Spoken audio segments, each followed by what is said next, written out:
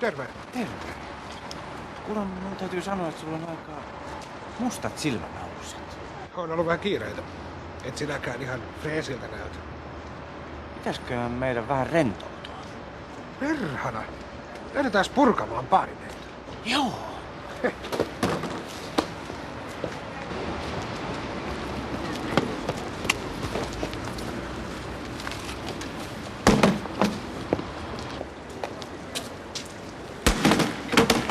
Mä sanoin, että se meni niin.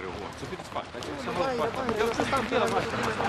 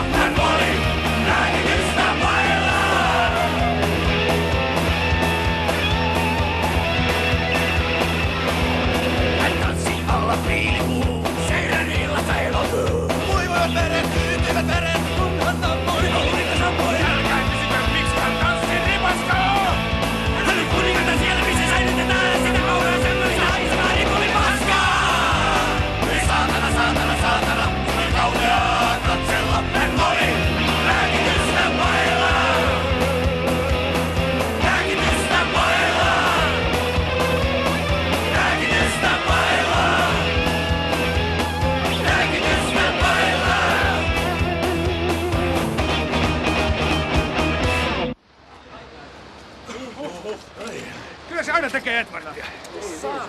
Mites ensi viikolla sama aika vai? Meillä on tenniskahvi. Kello 18. Joo. Illalla Savoissa, jos... Savois. Tehdään näin. Sano Pirkitille.